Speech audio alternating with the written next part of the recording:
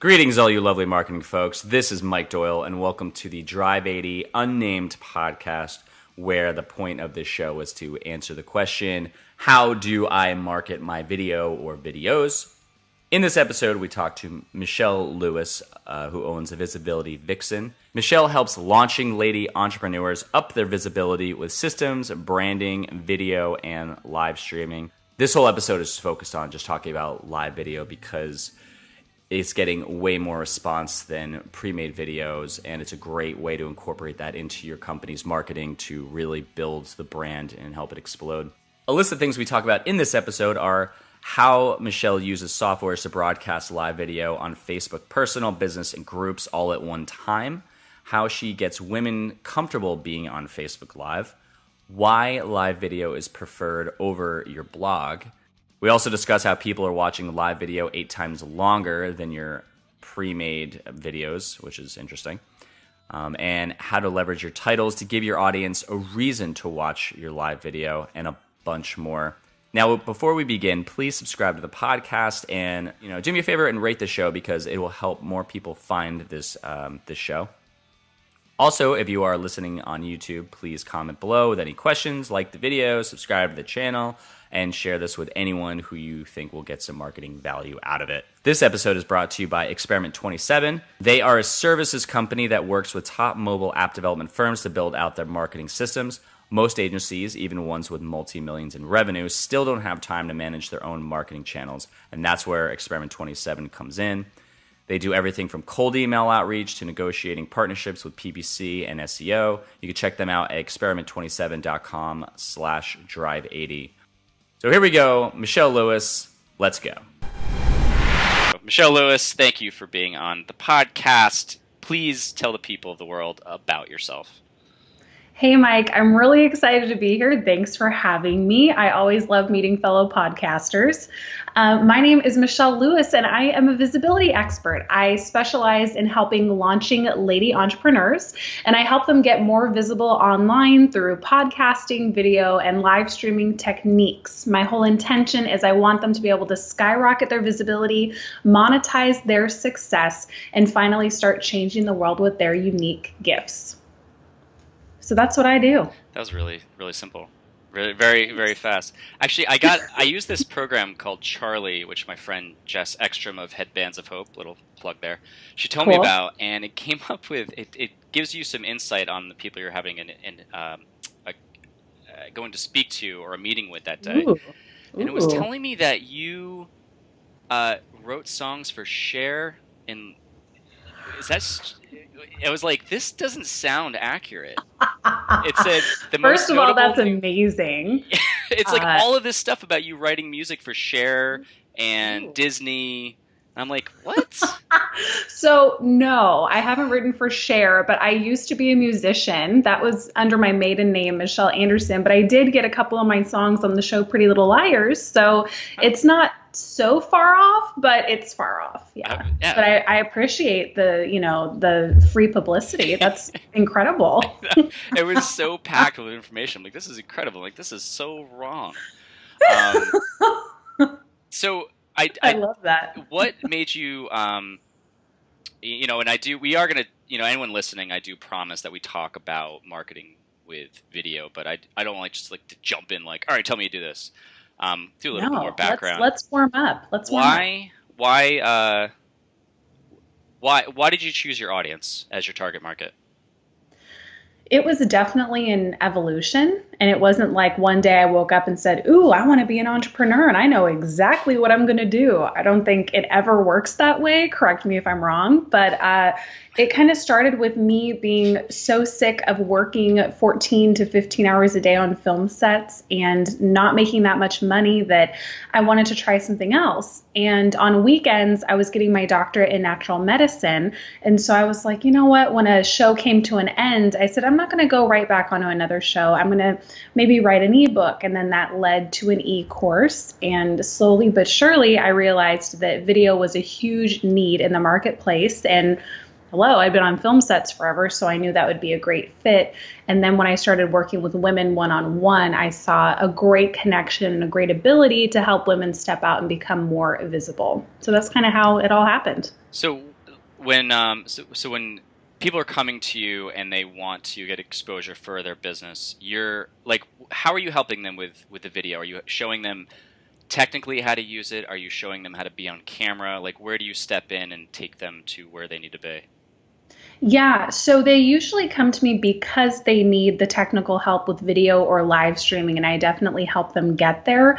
But I find that the more important issue is why they're afraid to be more visible. And usually that's where a lot of women get held up. It's like, okay, I know exactly what I'm going to do, but then when the camera's actually set up and starts, it's not just nerves, it's like terror that they experience. Okay. And it's usually because at some point in their life, they've been told that they're not enough. So that's how I really start the journey in terms of let's really get your mission intact and let's really help you step forward, encourage, and do all of the behind the scenes work that women need to do emotionally, so that then it's really easy for us to show them the technicalities of video. Like my husband and I made an e-course called Video University, and we take them through all that technical jargon, but that's really the easy stuff. It's the inner work so that you can really step out in visibility without keeping any blocks up. That's the hard stuff. Have you had anybody who came to you and you thought to yourself, like, man, this is there, and there's no way this is going to work with them, and they just totally 180'd and killed it, and you're like, I didn't see that coming. But you don't have to mention any names at all. But you're like, sometimes it comes in and you're thinking to yourself, there's no way. I guess I don't see it as like, oh my gosh, there's no hope for her. I've seen it as, oh my gosh, this is going to be really interesting. I kind of take it as a challenge. And so I've had a couple people come in that literally they would start live streaming and they'd be shaking, or they'd feel like, okay, I need to come back to this later because I'm going to pass out. And so you're like, wow, how are they going to resolve this? But by either the end of the challenge or the end of the course, they're live streaming and they're getting more views than I do. So it's always like, you never know. But usually the people that are the most terrified and the worst on camera are the ones that have the greatest message. So if they break through that, I mean, their visibility just skyrockets. It's really cool to see. Why do you choose live streaming as one of your is that a real major tactic that you use? It is. It's one of my business pillars. I think that it's because it's so applicable today. I mean, video is great. And of course, the stats on video are amazing, but the stats on live streaming are even more incredible and just blowing it out of the water. So people tend to be more excited to watch a live stream now than to watch one of your videos. So it's just a way that the industry's evolving. So I think it's really, really important, especially to get that one-on-one connection with your audience. Is the main place that you're using live streaming Facebook? Yes. It used to be Periscope as well, but Periscope, their viewer retention is kind of dropping and stuff. So I think that Facebook is a really, really great way to do it because you can also leverage it in your group, on your business page, on your personal page. And there are softwares where you can broadcast to all three at once. Really? So you can really up your views. So it's a really great thing to do. I just tried doing a YouTube live video the other day, and I had to get a plug-in and all this other stuff for it, and it seemed it was just such a pain in the ass. And I haven't done YouTube live yet. Yeah, because I wanted to do a screenshot of doing an animation because people come to me all the time and they're like, "Oh, we'll do one of those stupid little cartoons of yours." And I wanted to show them the back end of how technical involved it was. And I started an animation and I just had it on live and I was just literally animating something. And wow. I want to see. It's one of those where you're looking at it and you're kind of like, it's like watching a house get built. You know, it's only one pillar at a time, or, you know, it's just like, you know, piece of board goes up, you put a nail in and a drill, and then you go to the next one. So it's such a slow process, but you get to live in that slow process to really see that nothing gets made just like that. And that's why I thought that the benefit of live video was that, because you could do a screen share, but in your case, you're having your audience, and you're even using it for yourself, but you're introducing yourselves to people. And are you engaging with questions and saying, hey, what are your thoughts on this? Or do you just speak at them and not talk back and forth? So what I like to do is I have like a notes app in my phone, and I really pay attention in different groups and different posts just to see what people are struggling with. So sometimes if a great idea hits me, then I'll live stream on that. But usually I'm listening to people's struggles so that when I create my live title, it's hitting exactly on someone's pain point that I've, been able to see over the past week or month or whatever. So I always make sure to give it that juicy title. And then when I go live, I always introduce myself in the beginning and then I talk about that. So like the other day, I talked about why you aren't making any headway in your business and how to fix that right now. Because a lot of female entrepreneurs are out there and they're kind of posting in different Facebook groups, but they're not really getting any interaction, and they're really frustrated because they're no further along now than they were 6 months ago. And so those were the different pain points that I hit on, and I usually put in a couple of questions, and people who are live usually interact. Otherwise on the replays, I get a lot of comments, but it's always to resolve someone's pain point whenever I go live.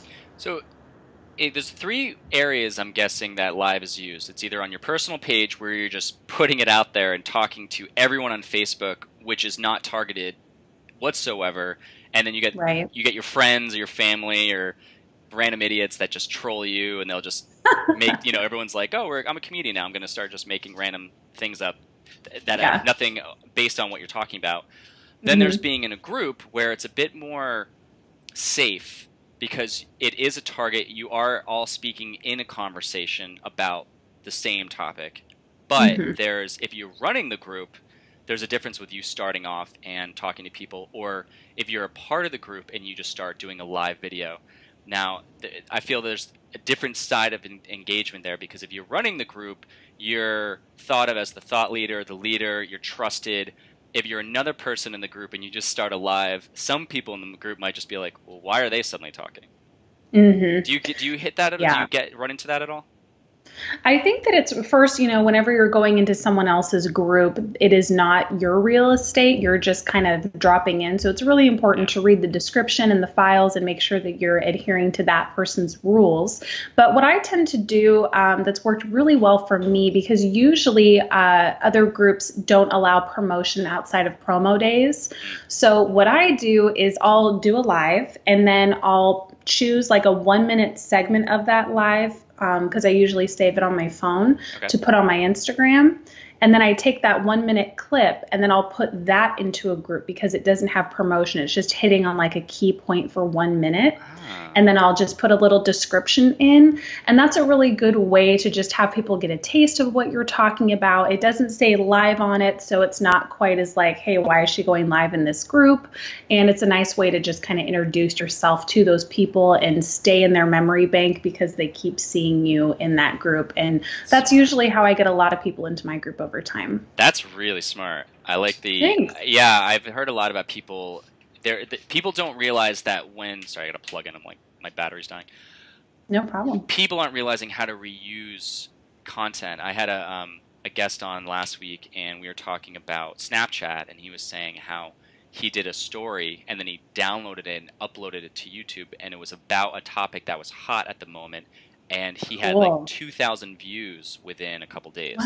Wow, good for him. That's really smart. I thought it was brilliant, but it was such a smart way to take that live and then reuse it. So you are doing live videos. So on Instagram, when you're doing a live video, is that like through stories live and then you're downloading it? Like, how are you doing that? In terms of Insta stories, I do use them versus Snapchat. And I love to do stories throughout the day. Yeah. And the way that I leverage that is that I will save that story and then I'll upload it to the Facebook, like on your day or whatever they're calling it now, because it's recently launched. Okay. So I'll do that. But besides that, I haven't done the going from the story to putting it on YouTube. That's really interesting. Yeah. So I'll have to experiment. Yeah, I feel like the format doesn't really fit because it's vertical instead of horizontal. But I mean, you can do a little editing where you can do that. You take the video and put it behind it and blur it and expand it and make it look, or you could put stuff in the sides, let's say something. But, right. But so kind of explain, how much of your day are you doing live stuff? Is that like a huge part of your day, or is it's something I do, but then I'm also doing all this other stuff for my business to market it? I do live about twice a week. Okay. So it's really not that much, but every couple of months I lead something called the Comfy on Camera Challenge, which is a live streaming challenge inside of my Facebook group, The Visible Entrepreneur. So on those days, every morning I'm getting up, I'm spending anywhere from 30 to 45 minutes on the live helping people. And then I'm spending a lot of time watching everybody's videos. So that's my most intense week every quarter. Otherwise, I'm just doing it twice a week, and it's really not that much time that I'm investing, but people are seeing me in their news feed twice a week. So it helps keep me relevant. And that's always a good thing. Do you have any kind of case study you could talk about, like a client of yours where they took your advice and they were using live and they came back to you and said, this successful thing happened, or wow, I got something out of doing this, like you said. It was either I got super comfortable on it, I'm posting more, or someone literally reached out to me and they're a client of mine now. Definitely. I think the most exciting part is how many people, the stats of how many people actually end up going live on their personal page after the Comfy on Camera Challenge, because a lot of people, they tune in for the first 4 days and they're kind of out of there. And this one is a little bit different because I'm very heartfelt in what I want them to do each day. Okay. So it's not just like, hey, day one, set up your camera.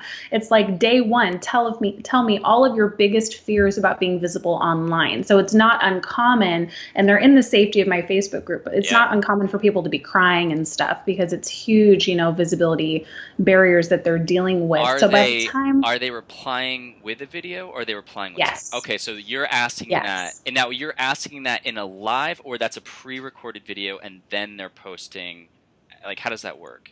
So people get really confused when it comes to assignments just because there's so much going on online. So I tell them once in an email every morning, and then they go to a video, pre-recorded video, where I'm also telling them the assignment. And then I'm live streaming in the group that day and reminding them in a pinned post of what the assignment is. So I kind of hit them on all fronts. Nice. I find that it helps so that they're not like, wait, what was the assignment today?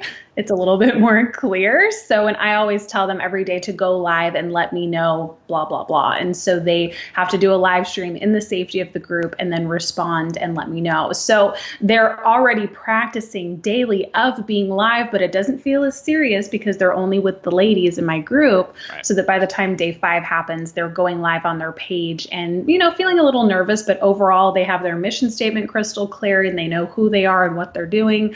So it always comes across really well. I just had a woman go through the challenge. Her name is Liz Wilcox. She's fantastic. And she was able to go live on her public profile. So like pretty risky. All your friends are seeing and everything. And oh, hell yeah. She was talking about someone that was really a really important issue to her, and it spread like wildfire. And in a week, she has 1,300 views on it. So she's doing fantastic. So there's stories like that. Then there's stories of people that send me these long emails about how their life has changed because of it, how they noticed, like one girl was going out to a bar the other night with her friends after the show or something. And she said, I'm always the girl in the background. I'm always the wallflower. And all night people were coming up to me and wanted to talk to me. And it was the weirdest feeling in the world because I've never been that girl. Like we get all kinds of different feedback. That's so cool to hear. That's awesome. Yeah. I mean, I think there is something about getting over your fear where it is having a little bit of a ripple effect of you initially are coming here, basically they're joining your group to not get over the fear of camera, but really to start a business, to be an entrepreneur, a ladypreneur, as you said, right? Mm-hmm. Mm-hmm. And then with that, you say, okay, now we're going to break it down. Now here are the tools to get you there. One of them is this big one. It's going to be you on a camera talking to nobody, and it's wide open game of people responding how they're going to respond. So, and then within getting over that fear, it's the, wow, I can actually do this. And then there's that, like I said, there's that ripple effect of they're going, I'm actually less afraid in other aspects now to do things in my life. Mm-hmm. That's pretty totally cool. Yeah. Isn't it? I mean, once we finally are able to crystallize and voice our fears and then correct our thoughts around it, then everything starts to change. And so much the women's problem is that they're repeating the past. So that when they go live, they're really just thinking about that time that they were bullied or the last time they put themselves out there and it really didn't work out. And so it's me being like, hey, that was in the past. How about let's start creating some new thoughts and start live streaming and talking about new things. Then all of a sudden the problems disappear. So it's a really cool thing that we do. That's awesome. I'm very comfortable on camera, and I do all my self-promotion where I'm recording it. But for Facebook Live, I won't even touch it because I would do it. I run an entrepreneur group in Facebook called the Entrepreneurs Roundtable, and we are just all transparent. Like I'll come in sometimes, I'll be like, I literally have $9 in my bank account right now because that's the hustle of being, what I'm doing.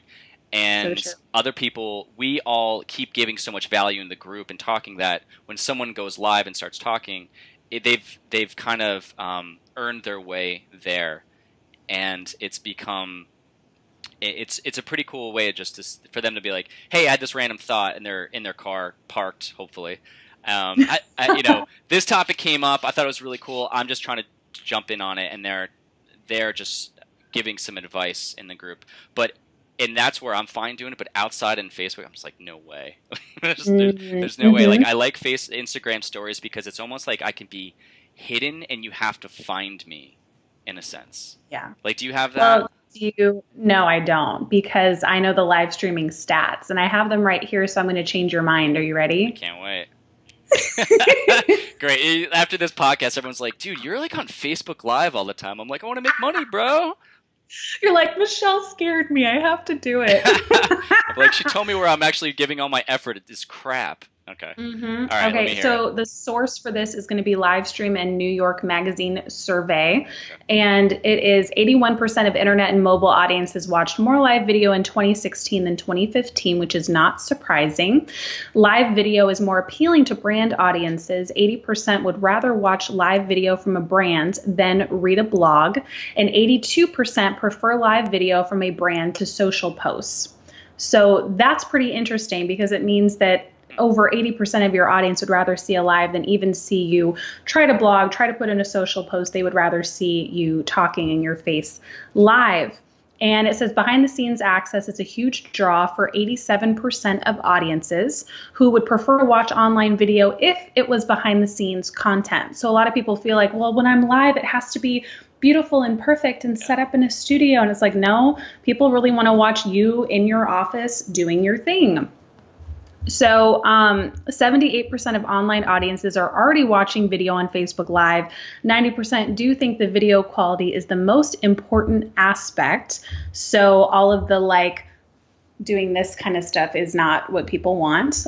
So that is something we do go through. So what she just did, since this is audio. Oh yeah, I forget. People can't see what I'm doing. I'm holding my phone. So Michelle, she's like, it's doing that where you do the phone up and do the look up, so you don't get like the double chin where it's like from the bottom up. That's what my friend taught me that years ago. You'll never see me taking a picture where it's up. I'm just like, oh God, what is that mess? I'm going to take one of those. I'm going to tag you in it and be like, courtesy to Mike. Check out the double chins. Always camera up, folks. This is a, what are those called? Okay, so all right, go on with your more. Yeah, I'm just going to slay you with just a couple more. Sure. According to Tubular Insights, viewers spend 8 times longer with live video than on demand. So that means that they are watching your live video versus a pre-manufactured video for 8 times longer. Wow. 92% of mobile video consumers share live videos with others, according to Invido.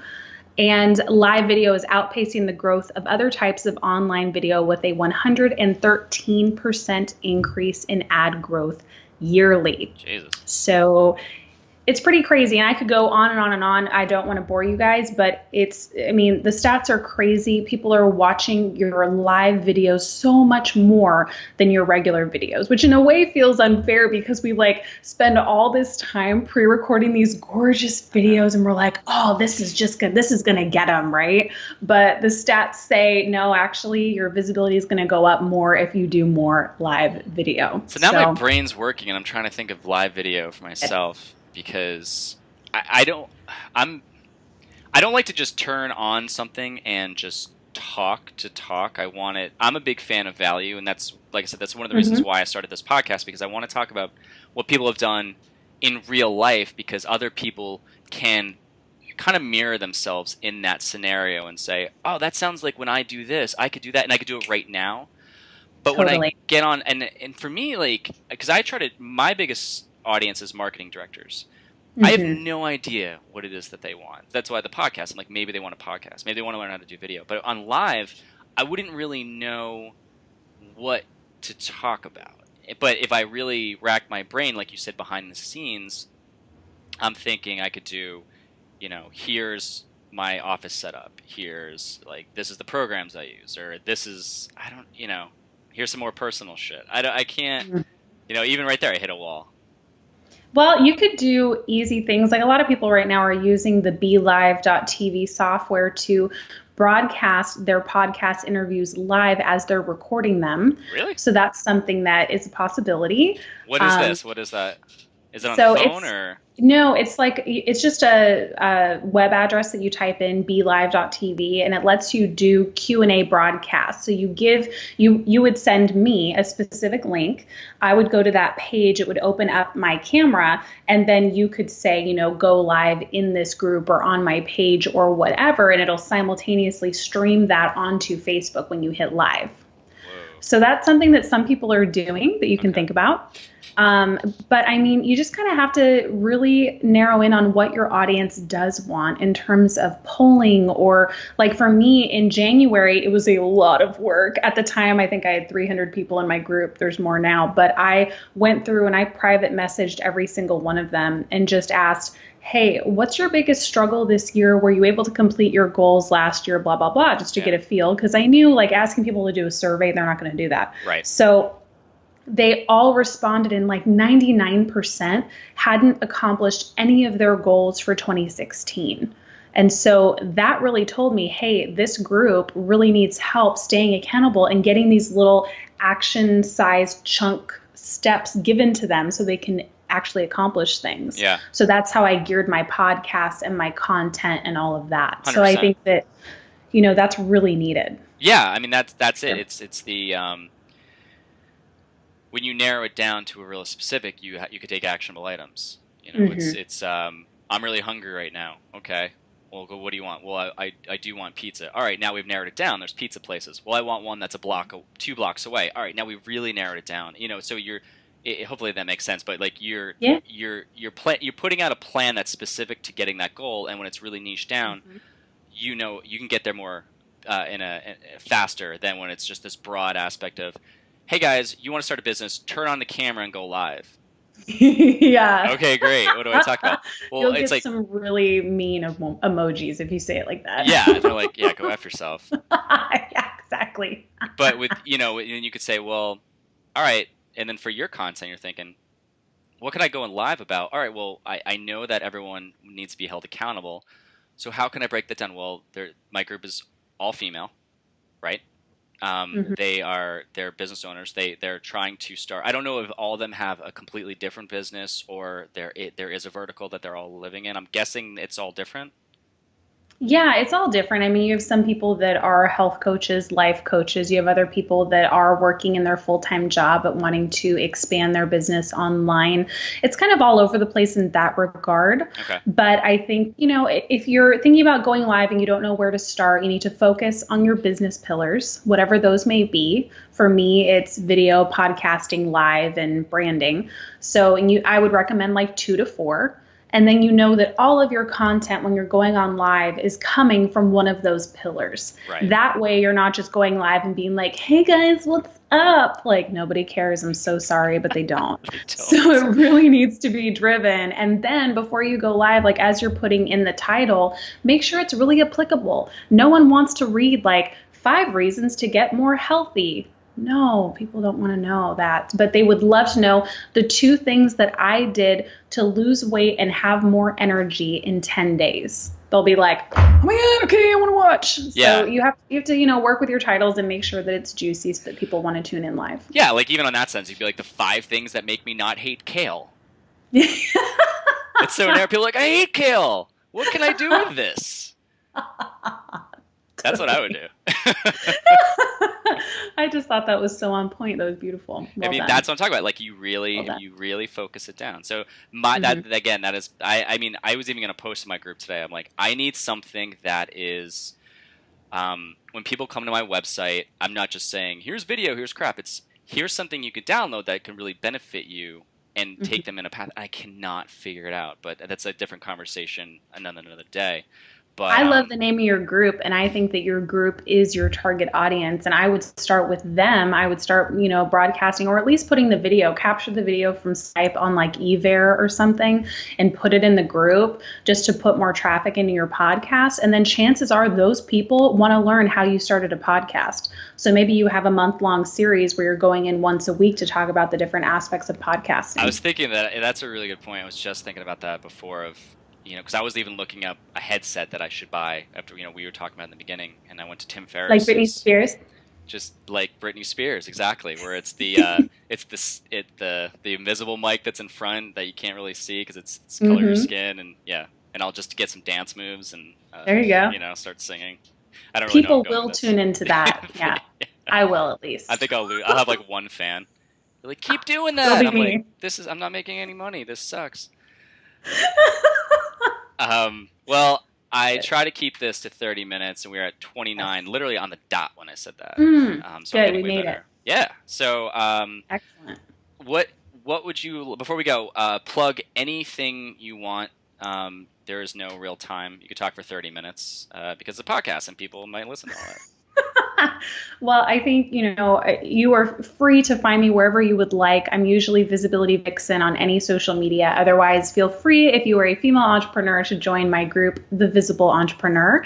And just because I'm not sure exactly where you're at in your business, but I do want to help you, I have a page on my site called Gifts. So if you go to visibilityvixen.com, you'll see a tab in the upper right that says Gifts.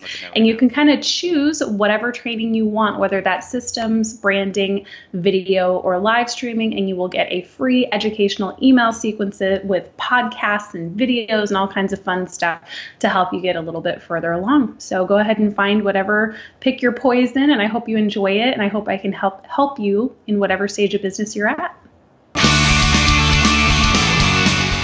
All right, that is the show, and I hope you enjoyed it. If you said, yes, Mike, I certainly did, then please message any of your marketing friends and tell them what cool tips you learned that could possibly benefit their lives and make them want to listen to this podcast.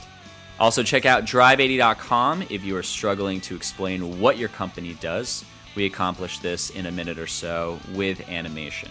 If you have any questions, please send me an email at mike@drive80.com. I'd love to hear some feedback. Tell me what you like. Tell me the things I could fix to really just make these episodes better, really give you guys a lot of value, because again, that is the point. I really want to be very focused on this.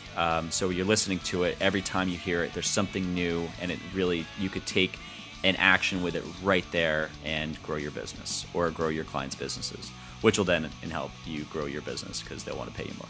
Again, Mike Doyle, drive80.com. Go in peace.